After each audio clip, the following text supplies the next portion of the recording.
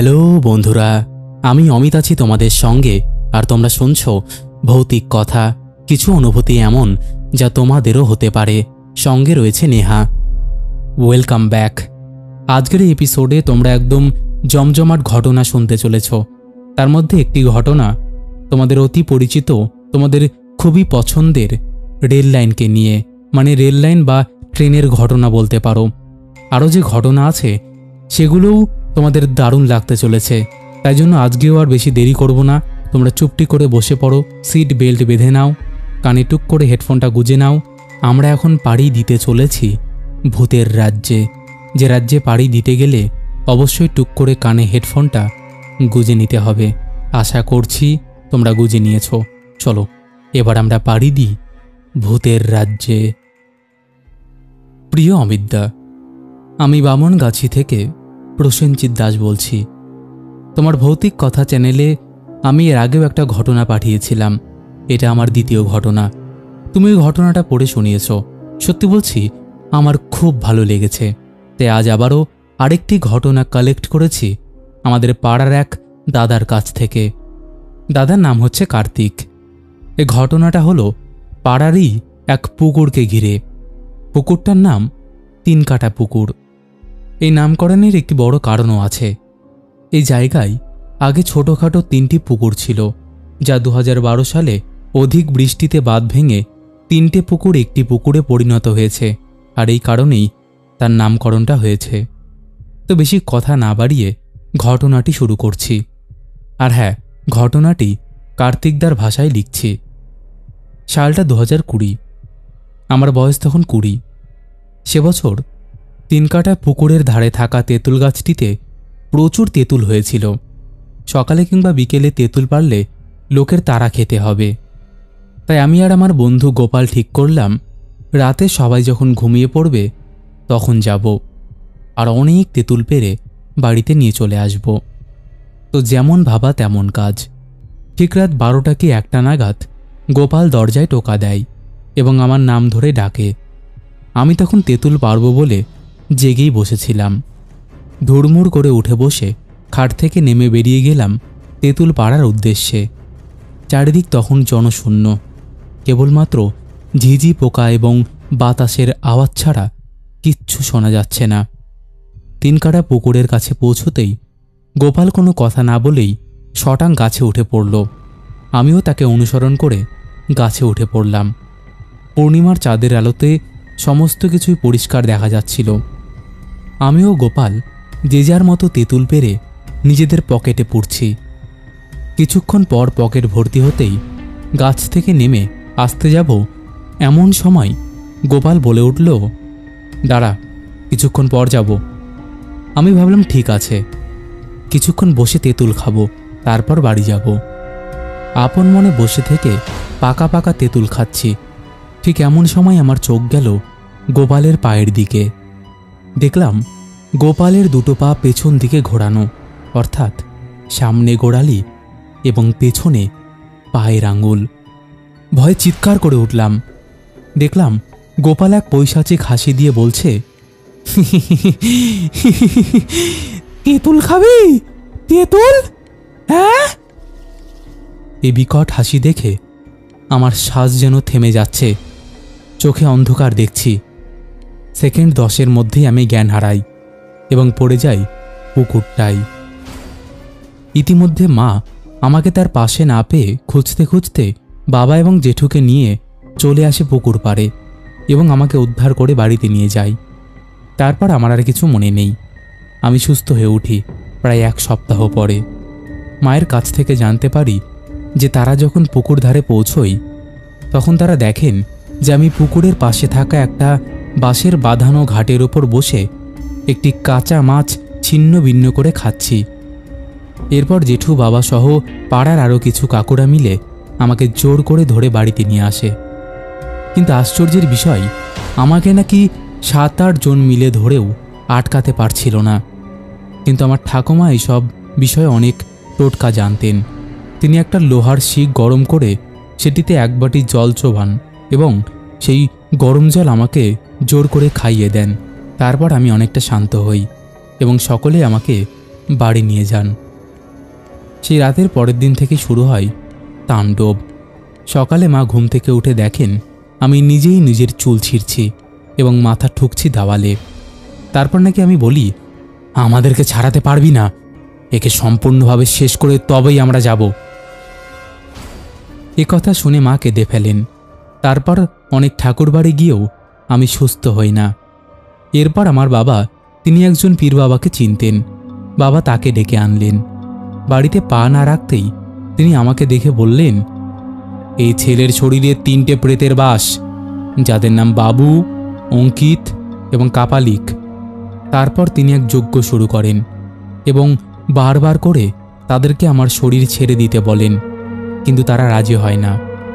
এরপর পীর বাবা একটি ছোট কাচের বোতল থেকে কিছু ছাই আমার শরীরে ছুঁড়ে মারেন এবং আমার শরীর থেকে 3টি প্রেত করুণ সুরে কাঁদতে কাঁদতে বলে, ঠিক আছে ঠিক আছে, আমরা চলে যাচ্ছি, কিন্তু একটা শর্তে, আমরা যাওয়ার পর একটা পাঠা বলি দিয়ে সেই তেঁতুল গাছের তলায় দিয়ে আসবি, তাহলেই আমরা যাব। পীর বাবা রাজি হন এবং তাদের চলে যেতে বলেন। এরপর আমি নাকি জল ভর্তি একটা কলসি নিয়ে দৌড়তে দৌড়তে তেঁতুল গাছের সামনে গিয়ে জ্ঞান হারাই। সবাই অবাক সেই দৃশ্য দেখে। পীর বাবা আমাকে একটা তাবিজ দেন এবং বলেন, এই তাবিজটি 14 দিন ধারণ করতে হবে এবং আমিষ খাওয়া যাবে না। ঠিক পরের দিনই আমি সুস্থ হয়ে উঠি এবং পীর বাবার কথা মতো আমি 14 দিনই তাবিজ ধারণ করি এবং নিরামিষ খাই। ঘটনাটা এখানেই শেষ হলে হয়তো ভালোই হতো, কিন্তু না, হলো না। ঠিক 13 দিনের মাথায় আমি বন্ধুদের সাথে বারাসাতে ঘুরতে যাই এবং সেখানকার বিখ্যাত দিবাবিতে গিয়ে আমরা বিরিয়ানি খাই এবং তারপরেই আমার মনে পড়ে যায় পীর বাবার কথা। আমি বাড়ি ফিরে আসি এবং কাউকে কিছু না জানিয়ে ঘুমিয়ে পড়ি। ঠিক পরের দিনই গোপাল আমাকে জানায় যে সে রাতে ডোবায় মাছ ধরতে যাবে। তোমাকে বলে রাখি অমিতদা, বাগান ডোবাটি ছিল 3 কাটা পুকুরের ধারে, একটি ইটের রাস্তা এবং তার ডান দিকে একটি বাঁশবাগান। সেই বাগানের মাঝে ছিল বিশাল বড় একটা ডোবা, যাকে আমরা বলতাম বাগান ডোবা।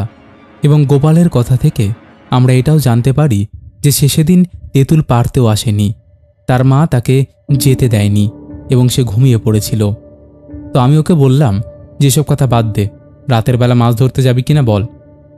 গোপাল সম্মতি সূচক মাথা নাড়ল। রাত তখন 9টা। আমিও গোপাল বেরিয়ে পড়ি একটি বালতি ও 2টো কোঁচ নিয়ে।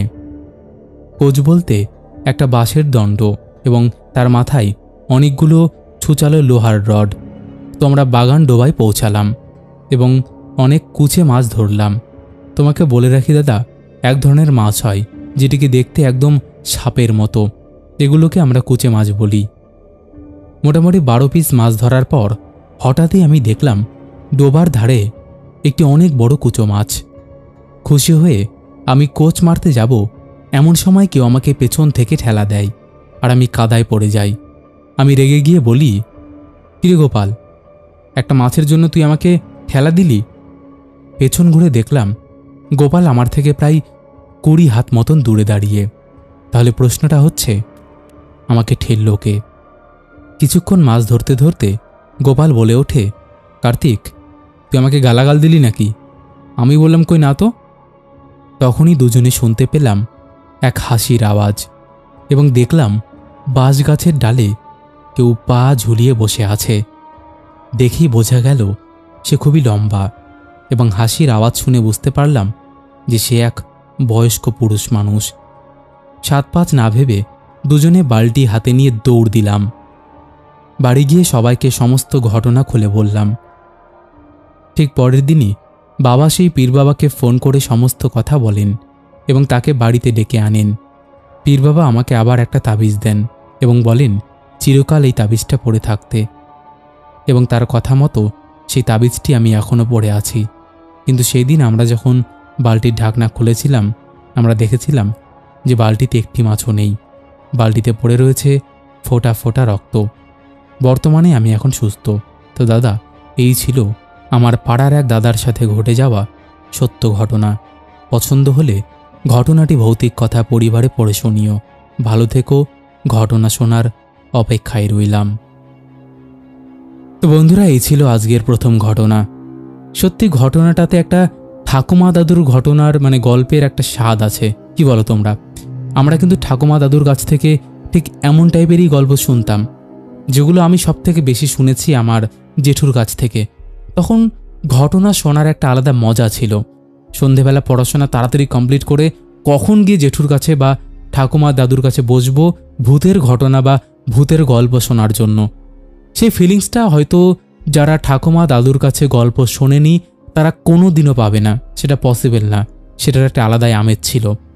যাই হোক, একটু নস্টালজিয়া হয়ে পড়েছিলাম, তাই তোমাদেরকে বললাম কথাগুলো। আশা করছি ঘটনাটা তোমাদের ভালো লেগেছে। কেমন লেগেছে তোমরা অবশ্যই সেটা কমেন্ট করে জানিয়ে দাও। তোমাদের মধ্যে এখনও যারা এই পরিবারে যুক্ত হওনি তারা যুক্ত হয়ে যাও। তোমরাও যদি এমন ঘটনা শেয়ার করতে চাও তাহলে অবশ্যই আমাদের সাথে শেয়ার করতে পারো। আমাদের সাথে শেয়ার করা একদম ইজি।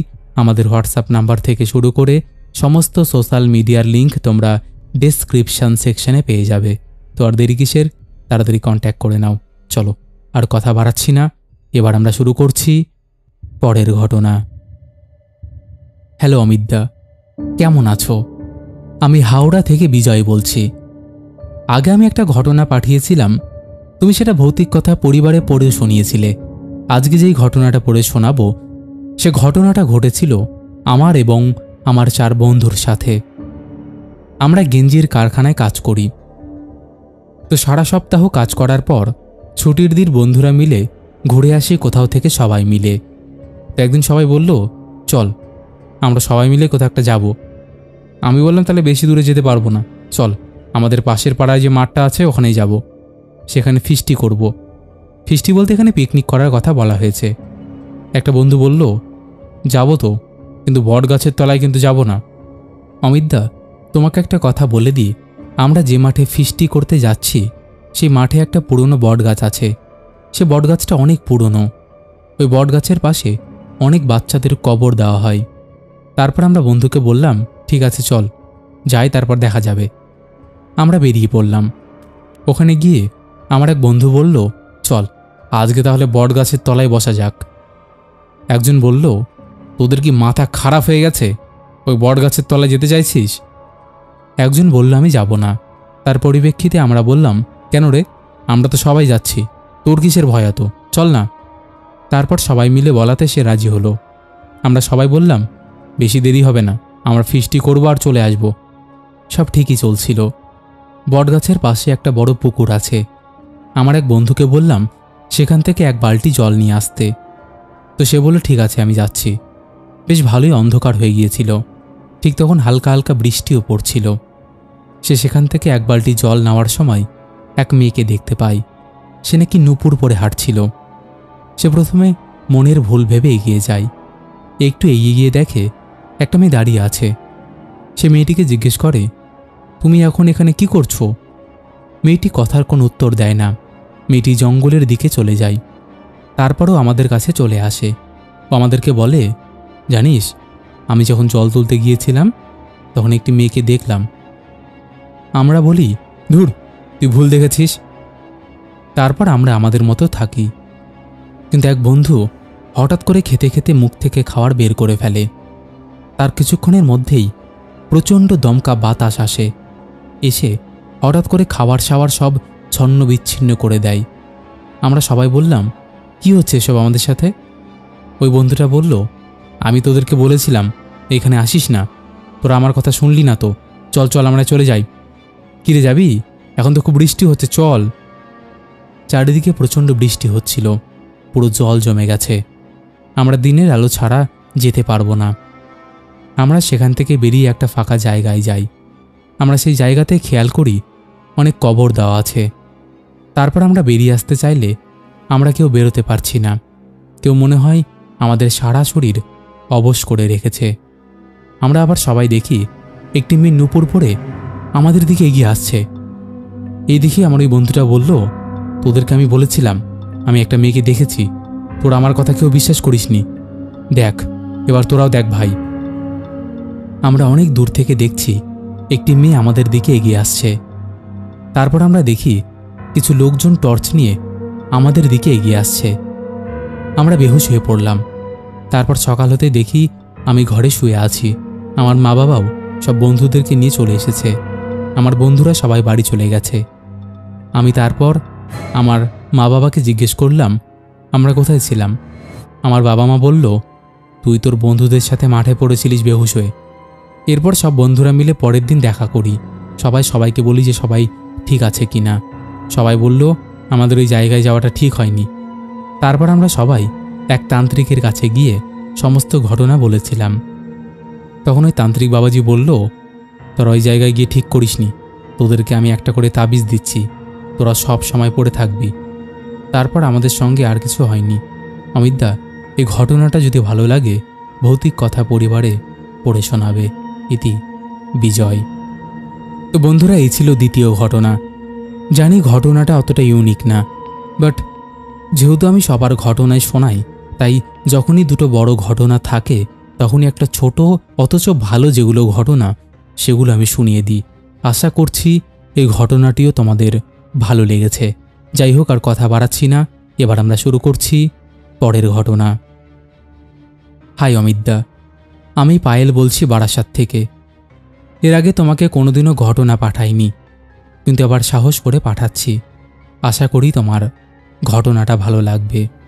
যদি ভালো লাগে তাহলে অবশ্যই ভৌতিক কথাই পড়ে শুনিও। ঘটনাটা মোটামুটি আজ থেকে 2 বছর আগের, যখন আমরা সপরিবারে মিলে গ্যাংটকে ঘুরতে গিয়েছিলাম। ফেরার পথে আমাদের সাথে যে ঘটনাটি ঘটেছে সেটা মোটেই ভুলে যাওয়ার মতো কথা না। আমরা গৌহাটি স্টেশন থেকে যখন ট্রেনে উঠি তখন মোটামুটি রাত 9:30 বাজে। আমরা ট্রেনে উঠেছি। এমন সময় আমাদের সাথে আরও 3 জন আর্মি অফিসার আসে। ওনাদের সাথে কথা বলে আমরা জানতে পারি যে ট্রেনে নাকি প্রচুর ডাকাতের উৎপাত, সেই কারণে প্রত্যেকটা বগিতে 3 জনকে নিযুক্ত করা হয়েছে। আমাদের সিটের উল্টো দিকে একজন আর্মি অফিসার বসেছিলেন। আমার বাবা রেলের একজন স্টাফ।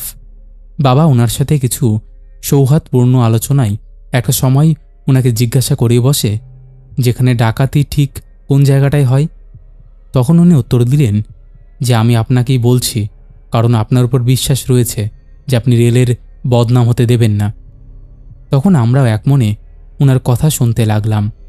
উনি বললেন, গৌহাটির থেকে কয়েক কিলোমিটার দূরে একটা স্টেশন আছে, সেখানে ইদানিং কিছুদিন ধরে একটা বিশেষ জিনিসের উপদ্রব হচ্ছে। সেই জিনিসটা যে কী আমরা কেউ আন্দাজ করতে পারছি না, কিন্তু স্টেশন থেকে ট্রেনে ওঠে জিনিসটা, আর প্রত্যেকটা বগি কি যেন খুঁজে বেড়ায়, তারপরে আবার পরের স্টেশনে গিয়ে নেমে যায়। তখন বাবা উত্তর দিলেন, তাহলে এই প্ল্যাটফর্মে কেন দাঁড়ায় ট্রেন? ওই আর্মি অফিসারটি বলেন, ওই প্ল্যাটফর্মে ট্রেন দাঁড়ানোর কোনো জায়গা নেই, বিশেষত কোনো এক্সপ্রেস ট্রেন ওই প্ল্যাটফর্মে দাঁড়ায় না। কিন্তু যতই চেষ্টা করুক না কেন, রাতের এই ট্রেনটায় একমাত্র ওই প্ল্যাটফর্মে যে করেই হোক দাঁড়িয়েই যায়। প্রত্যেকটি ড্রাইভার চেঞ্জ করা হলেও তারা প্রত্যেকে একই কথা বলে, আমরা না চাইতেও প্ল্যাটফর্মে ট্রেনটি দাঁড়িয়ে যায়। বিষয়টা শুনে আমি বেশ অবাক হলাম, আর আমার মা ভয় পেল। বাবা মাকে বলল, তুমি শান্ত হও, তোমার এই ভীতু স্বভাবটা আর গেল না। এরপর সে আর্মি অফিসার বললেন, আমরা সাধারণত যাত্রীদেরকে বলি এটা ডাকাতের কাজ। যেই সময় সেই স্টেশনটি আসবে আপনারা চুপচাপ নিজেদের মতো চোখ বন্ধ করে শুয়ে থাকবেন। বাবা তখন বলেন, আচ্ছা, এটা তাহলে ডাকাত নয়, অন্য কিছু। তখন তিনি আরেকটু নিচু গলায় বললেন যে আমি আর্মিতে চাকরি করি, তাই আপনার হয়তো হাসি পাবে যে আমি ভূতে বিশ্বাস করি। আমার যতদূর মনে হয় এটা কোনো অতৃপ্ত আত্মা, কারণ নয়তো যে স্টেশনে গাড়ি দাঁড়ানোর কথা না সেই স্টেশনে গাড়ি দাঁড়ায় কি করে? আর সেখান থেকে কোনো একটা পার্সন এসে সারা ট্রেন একবার করে ঘুরে আবার পরের স্টেশনে নেমে যায়। আর আশ্চর্যের বিষয় হলো, সে অবয়বটিকে যে মানুষই দেখে সে অর্ধোন্মাদ হয়ে যায়। এই কথাটা শুনে আমরা প্রচণ্ড আঁতকে উঠলাম। কথা বলতে বলতে বললেন, এর পরের স্টেশনেই দাঁড়াবে ট্রেনটা, কিন্তু আপনারা সবাই শুয়ে পড়বেন, কেউ কিন্তু সেই অবয়বটির দিকে তাকাবেন না। আমার মা এই কথা শুনে সাথে সাথে আমাকে বলে, তুই ওপরে গিয়ে ওই কোনায় একদম শুয়ে পড়, আর আমি আর এক কোনায় শোব, তোর বাবাই নিচের তাকটায় থাকবে। আর্মি ভদ্রলোকটি বললেন, আপনাদের ভয় পাওয়ার কোনো কারণ নেই, আমরা আছি, কোনো ক্ষতি হতে আপনাদের দেব না, আপনারা চুপ করে শুয়ে পড়ুন। কিন্তু আমার বাবা ওনার বিষয়টিকে একদম মানতে পারেন না। তিনি বলেন, এত বড় একটা ঘটনা যদি এইদিকে রেলের সাথে হয়ে থাকে তাহলে এটা তো সবাই জানতো, তাহলে কেউ জানলো না কেন? তখন সে আর্মি অফিসার বললেন, কাউকে বললে রেলের বদনাম হতো, আপনি ভুলে যাচ্ছেন এটা। বাবা তখন বললেন যে আমি দেখব আসলে সে জিনিসটা কি। আমি যদি না দেখতে পাই তবে আমার কি করে বিশ্বাস হবে? আমি অর্ধ উন্মাদ হলে হব, কিন্তু আমি দেখবই। আমার বাবা কারোর কথাই পাত্তা দেয় না। সে বলে যে আমার কাছে গীতা আছে, কোনো সমস্যা হবে না। কিন্তু আমি তবুও ওই অবয়বটিকে দেখবই দেখব, যে সে আসলে ভূত নাকি মানুষ। এরপর আর্মি অফিসার কোনো কিছু না বলে চুপ করে নিজের মুখ ঘুরিয়ে শুয়ে পড়লেন। বাবাকে কোনো মতে বারণ করা গেল না এবং শেষ পর্যন্ত বাবার কথায় আমরা রাজি হতে বাধ্য হলাম। কিছুক্ষণ বাদে ওই স্টেশনে ট্রেনটি দাঁড়ালো। আমরা স্পষ্ট শুনতে পেলাম লক করা দরজাটা একা একাই খুলে গেল, আর অদ্ভুত একটা আওয়াজ শুরু হলো। কোনো কুকুরের যদি অনেক বড় বড় নখ থাকে এবং সে যদি সেই নখ দিয়ে জোরে জোরে পা ফেলে তবে যেরকম আওয়াজ হবে ঠিক সেরকম আওয়াজ আসলো, কিন্তু তার চেয়ে হয়তো অনেক গুণ বেশি। আমাদের বগিটা একদম শেষ মাথায় ছিল এবং সেই বগির শেষের দরজা খুলে সেই অবয়বটি ঢোকে, আর আমরা ছিলাম শেষ বগির প্রথম দিকে। আশা করি বোঝাতে পেরেছি। আমি চুপ করে শুয়েছিলাম আর সেই আওয়াজটা পাচ্ছিলাম। আস্তে আস্তে সেই আওয়াজটা আমাদের কাছে চলে আসছে। এরপর আমাদের পেরিয়ে চলে গেল জিনিসটা। সাথে সাথেই পরের স্টেশন চলে এলো। কিছু একটা নেমে চলে গেল, দরজাটা বন্ধ হয়ে গেল একা একা। এরপর সে আর্মি ভদ্রলোক উঠে বসলেন এবং বললেন যে বিপদ কেটে গেছে, আপনারা সবাই উঠে পড়তে পারেন। আমরা সবাই উঠে সবার আগে বাবার দিকে তাকালাম। দেখলাম বাবা নিজের বেডটার মধ্যে চুপ করেই শুয়ে আছে। বাবার সাড়া শব্দ পাওয়া যাচ্ছে না। বাবাকে অনেকবার ডাকাডাকি করেও সাড়া পাইনি। অনেকক্ষণ পর বাবার জ্ঞান ফিরে আসে। বলে যে স্টেশন কখন আসবে? আর্মি অফিসার উত্তর দেন, স্টেশন তো চলে গেছে অনেকক্ষণ আগে। বাবা বলছে, কি বলছেন? আমি হট করে কি করে ঘুমিয়ে পড়লাম। দেখলাম যে আর্মি অফিসার কিছু না বলে চুপচাপ নেমে গেলেন, অর্থাৎ তার ডিউটি শেষ। সেই মুহূর্তে এরপর আমরা বাড়ি চলে আসি। এরপর দীর্ঘদিন রাত্রিবেলা আমি সেই টুকটুক করে চলার শব্দ শুনতে পেয়েছিলাম ঘুমের মধ্যে, আর প্রচণ্ড ভয় লেগেছিল। তারপর আমি ভগবানের কাছে পুজো দিই এবং সুস্থ হয়ে যাই। পরবর্তীকালে বাবা খোঁজ নিয়ে জানতে পারে যে ট্রেনটায় একজনের বাচ্চা ছিনতাই হয়ে গিয়েছিল এবং সেই মহিলাটি কষ্টে দুঃখে সেই ট্রেন থেকে ঝাঁপ মেরে ওই স্টেশনের কিছুটা আগে আত্মহত্যা করেছিল। তারপর থেকেই এই ঘটনাটি ঘটে। কিন্তু ব্যক্তিগত কারণের জন্য আমি স্টেশনটির নাম উল্লেখ করলাম না, কারণ শুধু শুধু মানুষ আতঙ্কগ্রস্ত হয়ে যাবে। ঘটনাটা একদম ছোট, গুছিয়ে লিখতে পারিনি। তুমি তোমার মতো করে সাজিয়ে পড়ে শোনালে খুবই ভালো লাগবে, অনেক খুশিও হব। ধন্যবাদ। তো বন্ধুরা, এই ছিল আজকের একটি জমজমাট এপিসোড। আশা করছি এপিসোডটি তোমাদের দারুণ লেগেছে। কেমন লেগেছে অবশ্যই তোমরা কমেন্ট করে জানিয়ে দিও। একটা কথা মাথায় রাখবে, ভৌতিক কথা কিন্তু কোনো রকম অন্ধবিশ্বাস, কুসংস্কার বা কোনো রকম নেগেটিভিটিকে প্রচার করে না। ভৌতিক কথার কাজ শুধুমাত্র মানুষের জীবনে ঘটে যাওয়া ঘটনা সবার সামনে তুলে ধরা, নচেত আর কোনো উদ্দেশ্য নেই। তো চলো আর কথা না বাড়িয়ে এবার আমরা শুরু করছি শাউট আউট পর্ব। শেষের এপিসোডে ফার্স্ট কমেন্ট করেছে সোমা দাস, লিখেছে সব ঘটনাগুলো পারফেক্ট ছিল আর ঘটনাগুলো শুনে মন প্রাণ ভরে গেল। Thank you so much. Second comment করেছে Laltu Dolui, love love react দিয়েছে। থার্ড কমেন্ট করেছে বিশ্বজিৎ দাস, সেও লাভ লাভ রিয়াক্ট দিয়েছে। তারপরে কমেন্ট করেছে গীতা গোস্বামী, লিখেছে হ্যালো সোনা ভাই, সত্যিই তোমার কণ্ঠস্বরের তুলনা হয় না, ঘটনাগুলো খুবই অপূর্ব। থ্যাংক ইউ সো মাচ গো দিদি।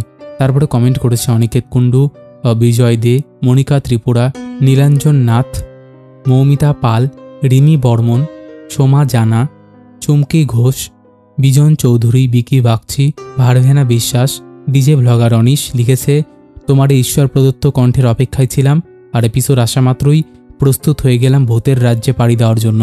একদম একদম।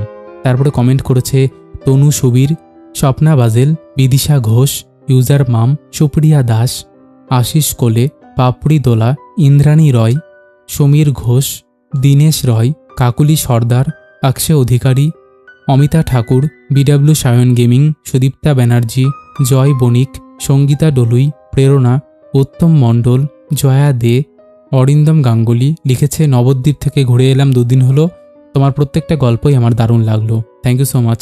তারপরে কমেন্ট করেছে সঙ্গীতা মজুমদার, অনিন্দিতা দত্ত, রত্না রয়, সংঘমিত্র শর্টস, চন্দনা মান্না, মিষ্টি পাখি, রিঙ্কু চৌধুরী, প্রদীপ কর্মকার, মামন মণ্ডল, নানু বেরা, অভিজিৎ দাস, অজয় দে, এমডি মন, প্রসেনজিৎ পাল, বাংলার রহস্যময় গল্প, সুরজিৎ বিশ্বাস, রনি দাস, এরকম আরও অসংখ্য প্রিয় মানুষেরা আমাদের শেষের এপিসোডে কমেন্ট করেছে, যাদের কমেন্ট আমি আর চাইলেও পড়তে পারছি না।